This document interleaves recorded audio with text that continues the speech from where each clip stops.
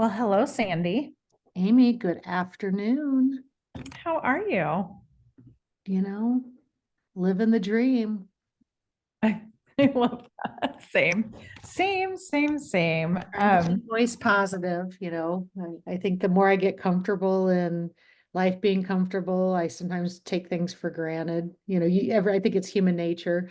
I was fussing over the cleaning lady coming and oh, it's so stressful for me because it just puts me out of sorts and blah, blah, blah. And then I saw a post by a young mom saying, boy, one of the best things I ever did for myself is hired somebody to clean my house. And it's such a blessing. And I got to thinking, it's like, I'm complaining because the cleaning lady's throwing my horribly burdened routine off, so walking the dog and working out um, and when I first started getting cleaning ladies, it was the best thing ever. And I saw it as a huge um, benefit, right? And it's like, how did that mindset change where it turned into an inconvenience when it's something that's wonderful, right? It allows me to do all those things. Right. And what conclusion did you come to? Like, how did the progression of that mind shift, how do you think that happened? It was that post, it was actually it was me. Well, I mean, like the progress Oh, of how did I you. get to the negativity? Yeah. How'd you get to the negativity? I think I believe that the more that my life has gotten less chaotic, the more I picked up being set in my routines, getting older, which happens to a lot of people as they get older, become empty nesters.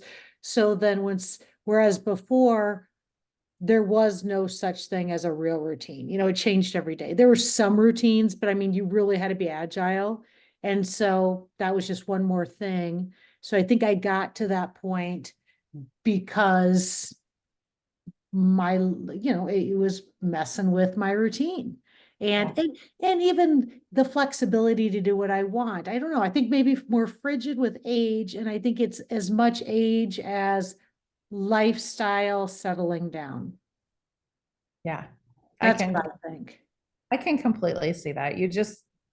Some things are a treat to begin with, and then they become so commonplace that they can turn into a nuisance Right. of, yeah. And How it's lucky I am that I have somebody that will come and do, that we have somebody that cleans our house and that we can have that benefit because that does allow me, the reason we do that is so that we can enjoy our extracurricular activities and spend time doing things rather than cleaning the house. Yeah. Well, I love that you've come back around to appreciating it because of that post. Good for you. And it's not even what we're talking about, but No, we're not talking about. Amy, am I allowed to say one other thing? It's Yeah. not off subject, but I want to say something from the last episode. Yeah. Okay, from our last episode, listeners, we were talking about perspective shift, and Amy had told the story about how they had moved apartments. I mean, basically flipped one across the hall. And I have to say, Amy, the picture that you shared is absolutely beautiful. I mean, the picture of how you look outside, the visual, and with your furniture, the plant, it looks like it's straight out of the cover of a magazine.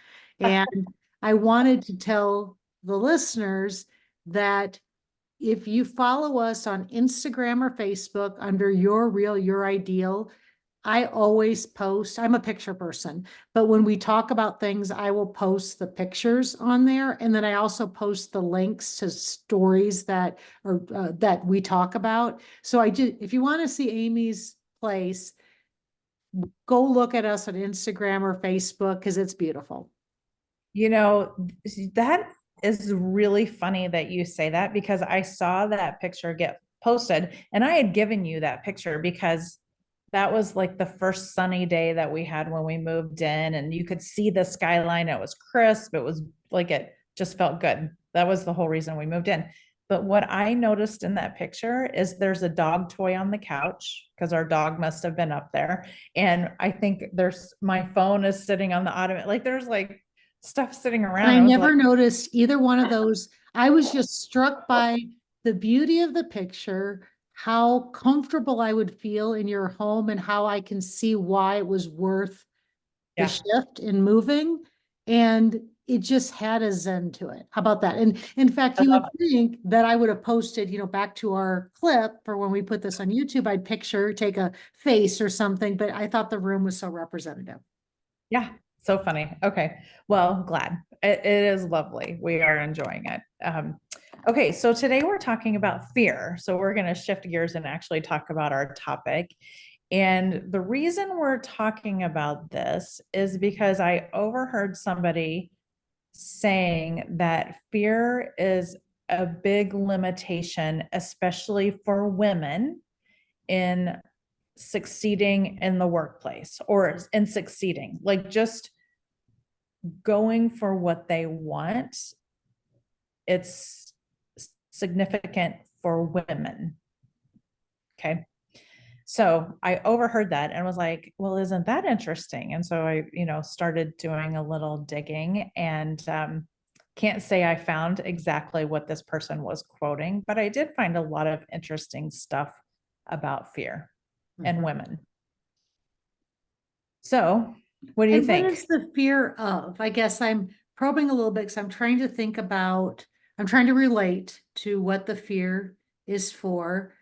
Fear of failure, fear of rejection, fear of what is the So, fear of in the workplace? Because there's some fear where you're afraid of a person, right? You're afraid of, is it something within yourself, a fear of something for yourself, or a fear of someone else? okay, so I did find this article that is called 13 Fears That Keep Women from Being Remarkable. Okay. Okay. So it's kind of long. 13. Wow, and it's an unlucky number too. 13. I don't know if that's intentional. And so if we go through these, I can see some of them. Some of them I can't relate to, but some of them I can. Okay. One is fear of being seen. So this is when you try to fade into the background or hide rather than speak up, step forward, or insert yourself into situations. Okay. I don't think that applies to either one of us. That's No, right. I, but it gets back to, I'll use we both do public speaking. And I've had people say before, I've said, oh, I've got a speech this weekend. And they said, I would rather, and they'll name the worst things ever than go in front of a group of people. And then right. I would counter that with, well, don't ever put me in outfield for a baseball game because I can public speak, but I don't want to get hit in the head with a ball. So Right. not us, but maybe a different circumstance. But I can see that happening. I hear that a lot, is my point in that, is people will say, oh my gosh, I'd rather be in the background and not on the stage. Yes. Yeah. Yeah.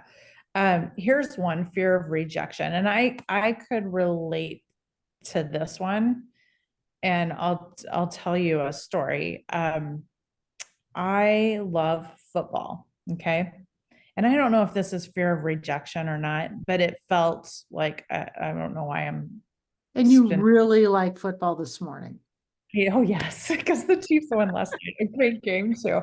Yes. Okay. So, but one time I was watching football with a whole group of people, and the guys were in the living room, the women were in the kitchen, and I was in with the guys, and something had happened, a rule, like there was a discussion of a rule.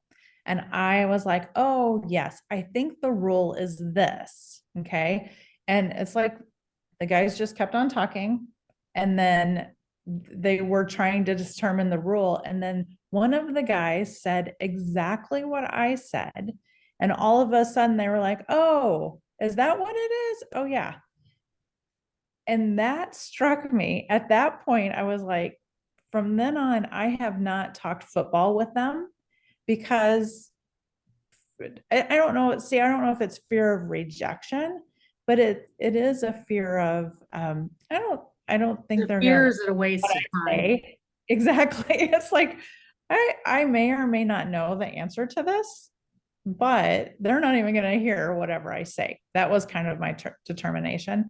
So I can see if I were being measured on putting myself out there, that's one that I won't put myself out there because I don't know if it's fear. It So could that's be what fear. I'm struggling with is the word fear. Okay, so we're talking about the word fear, but like I can think of many instances where I don't want to hear the no, but is it grounded in fear?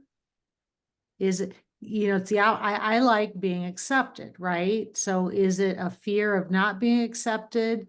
Or is it I just rather not hear it? I don't know. It's just a definition thing, but I suppose it is, if it's a fear, you fear, it's not like I'm shriveling up, but you don't want to hear it, right? Or is it avoidance versus fear, right? I think I think you're right. That is spot on. That's how I feel about it because it's not like that fear is like creating anxiety and war like and I don't beat myself up about it, but I am going to avoid it.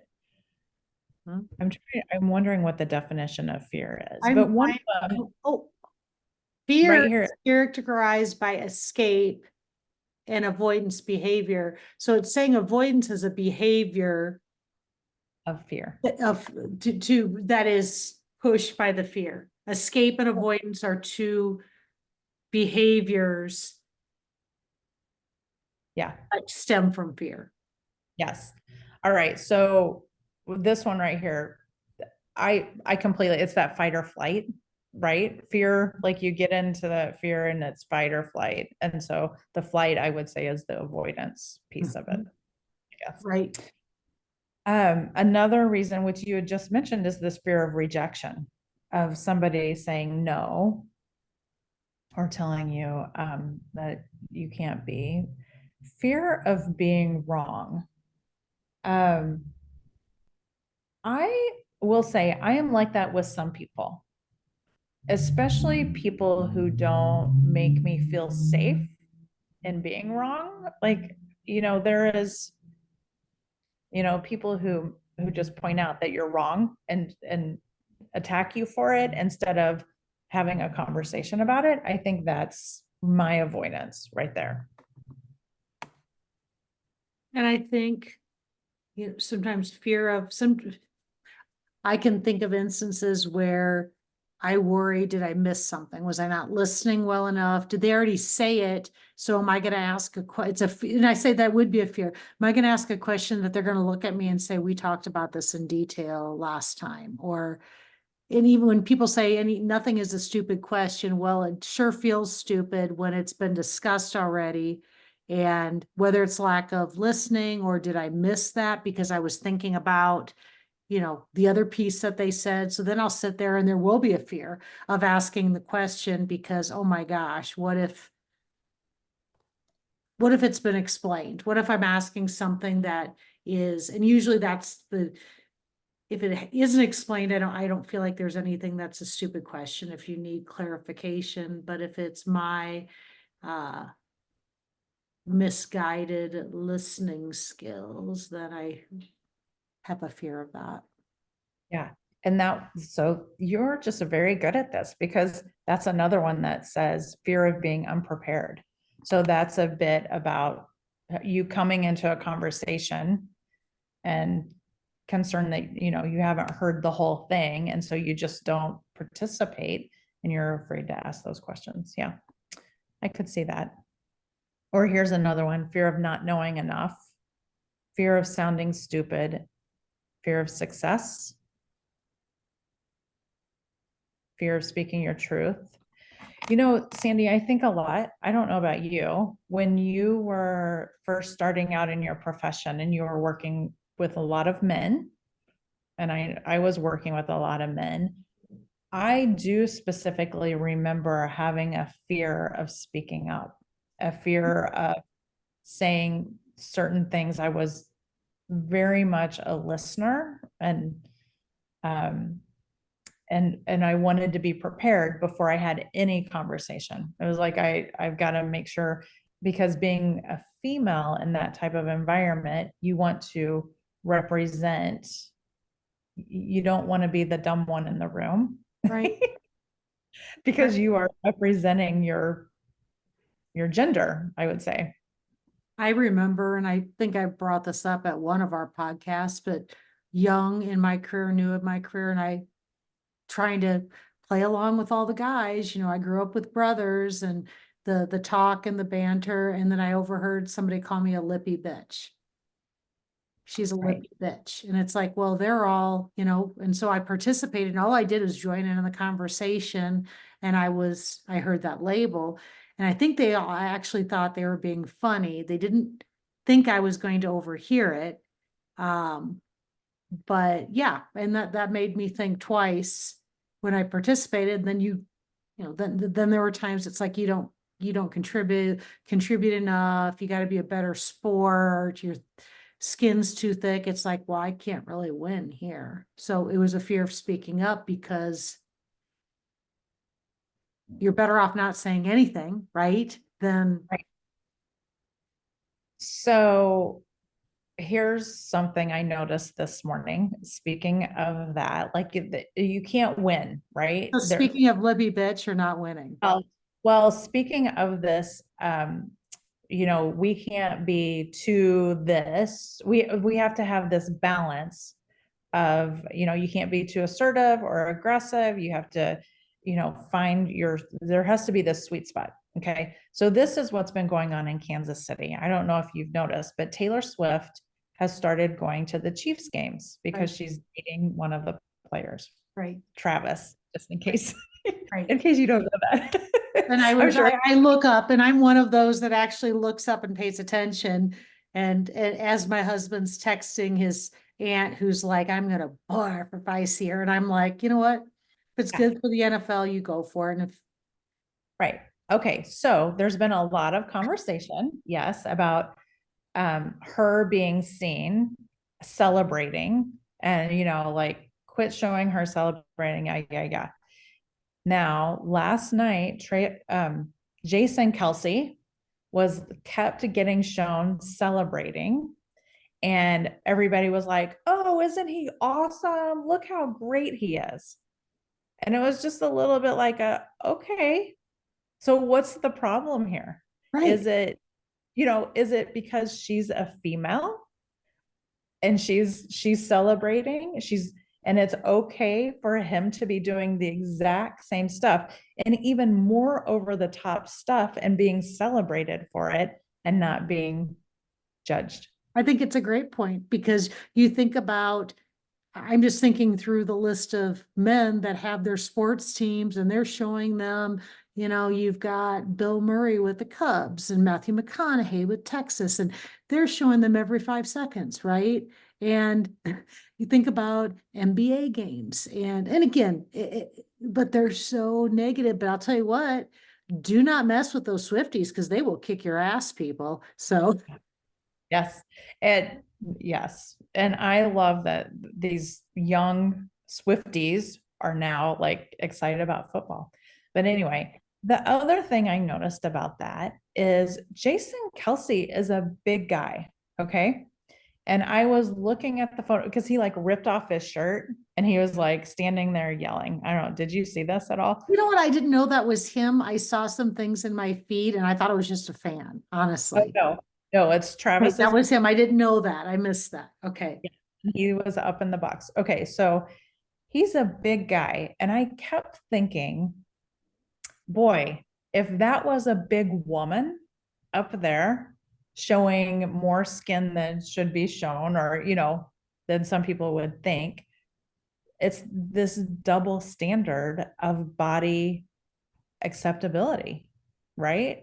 Right. Like, because that would not fly. People would be like, she needs to cover that up, most people. Right. Okay. So we're Very getting, good, but very, no, but very good point. You look, that's a celebrity, and I give her credit for not being fearful to just be herself because she is fearless. But that's not easy for the normal person on the street by any means. well, and I think what happens is we see that and we see her being ridiculed or, and we know that she's strong, and then as females we kind of internalize it. Are we strong enough? Are we being judged like that? It's just a whole environment that's just creating this fear in us, I think. But there's an added layer to that, and that I see with the NFL and, well, with sports in general. Okay, but we're talking about the NFL. Your point. Oh, she doesn't know anything about football. These people who don't know anything about football, who cares? It's a sport for everyone. And if my football IQ, if somebody's enjoying it, doesn't matter. But there really is these comments about, and I hear them and it's like, I'm not saying a word. I'm just going to enjoy what I'm watching and what I'm doing, because obviously she's in trouble because you were never at football before and now you're here. But it's that persona that brings on the fear, right? Completely. The fear of being your authentic self. Yes, I completely agree. So in Kansas City, we're going to switch away from sports and we're going to switch to politics. In Kansas City, there's this group that is called United We. I had to think about it. And they are working to get women into appointed positions.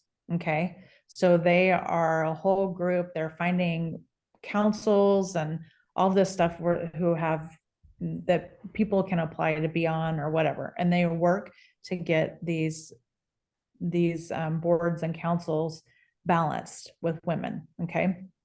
I was telling my daughter this, who is doing political science studies in Iowa.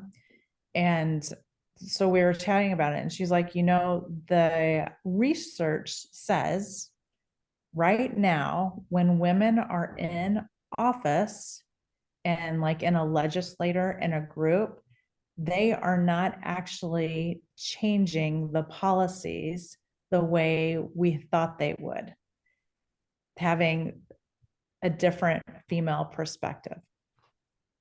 Now, isn't that interesting? That is really interesting. So Right. what does that mean? Does that mean they change their perspective to conform? They are conforming. They are not standing up. They are not. And I think it speaks to this fear of, I'm surrounded by all of these people who have been doing this for a long time, possibly. I'm new here. What is, so there's some conforming that's happening. And I will tell you, I was texting Taylor this morning to get more information because I was like, you said this, and I want to know more about the what and the why. I haven't gotten a response to that, so I don't know more. And then the other piece of that, there's this Minnesota City Council, I think, Minneapolis or St. Paul, that's all women. Hmm. They just elected a whole female city council. And I think 6 of the 7 are under 40, I believe. So they're young also. So That's I've been, I know, I was talking to Taylor about that.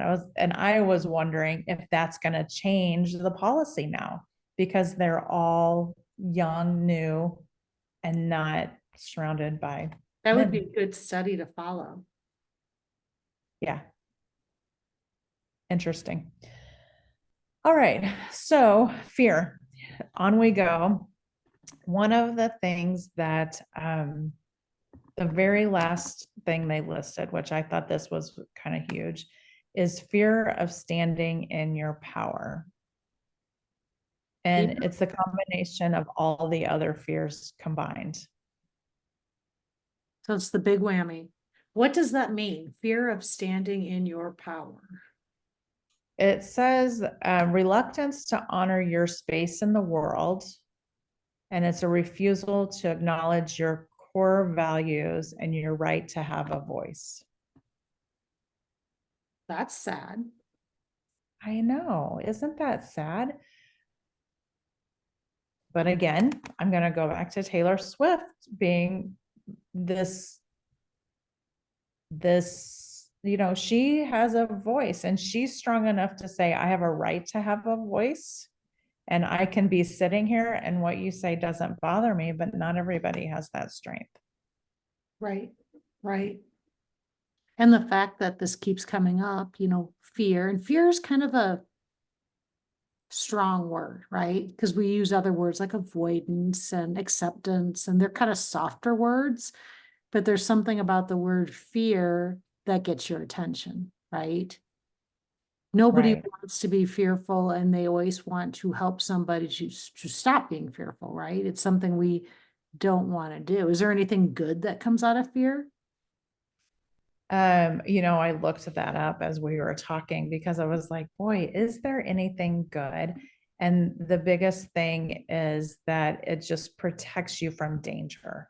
Like that's just it's your body because so it's perceived danger. We're perceiving all these situations as danger. Um, So there are things that you can do to help. And the first one is just acknowledging it, that you are fearful. And I do think that is pretty important. And also identifying the role models who you see that are not fearful. And because the more you see that, I think the more you're like, I can do that. I can be that. Or even pick up on another dominant trait that you have? Because one thing I'm thinking through is I think I overcome fear because I can be very determined. So my determination trumps the fear. And so everybody has their superpower, right? And so if you acknowledge your fear and then think through what's my superpowers, because those are the things that help you get things done, right? And you can use your superpower to trump the fear. Yes. Yeah, I love that.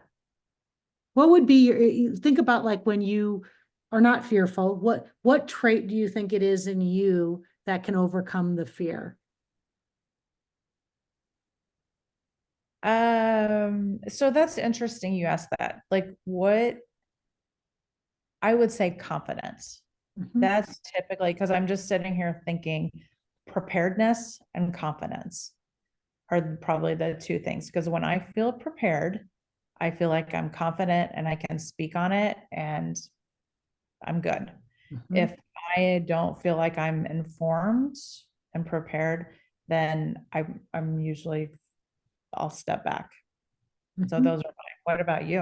I think it's for me, it really is determination because Sure. I get determined and I've made up my mind and I can put those, I know that I've got to press forward. It's the determination in It's the determination to get to the achievement. It's not the achievement, if that makes sense. It's once I set my mind on doing something, it's the determination to get it done that'll get me past the fear.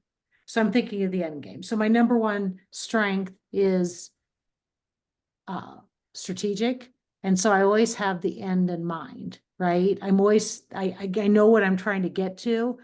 And so it's the determination to get those steps done that can overcome the fear because I know that needs to happen, right? They need to happen. Right. Oh, that's great. I like that. Like I have one son that's strong in command. Well, he wants to be in charge, right? And so the fear of failure will go away because you have to fail. It's impossible to be a leader without failing. And people that are command is part of what they are, they innately know that, right? If that makes sense. It's like those born leaders know that it's going to happen, right? And then they can forget about it and move on to the next thing. Right. They also Yes. don't dwell on the failure because they're moving the team, right? So, since you brought up your son, I was just sitting here thinking through my children. And of my children, I will tell you, my youngest, Trevor, is the most fearless of, between the girls and him. He's the one who and I just wonder if it's genetic because I remember when he was 2, we had a little slide in our basement and he was sliding down it head first. And I'm like, none of my other children had done that. I'm like, what are you doing? Like, you have no fear that you're going to get hurt. And he's never had that fear. There's So, gotta be genetics in the whole, a lot of it in wiring, the human wiring innately, because I think you're exactly right. It's, you can overcome it, you can get, but there's a lot of it that goes back to your wiring as a human. yes, crazy. All right. Well, this was a great conversation. I'm gonna be I thinking about fear for a while, because I really haven't thought about that, fear of heights, fear of snakes, but fear of situations and putting yourself out there. This has been a good conversation for me. I'll be noodling on this for a while. same here because just what are I kept looking at this list and I'm like, what are the fears that keep me from doing whatever I, could be doing or who Right, knows. It's just right, interesting to think about it. And it's also interesting to say it's other stuff that's keeping me from doing it. It's not a fear. And right. but but I do think there is a little bit of fear in there. So I will put the link to this in the show notes, this Okay. one article, The 13 Fears. And it's kind of an interesting thing to ponder. And I'll So, post it on Facebook too. okay, awesome. Awesome. All right. All right, Well, go thank you, Sandy. Chiefs. Go Chiefs. Bye. Bye.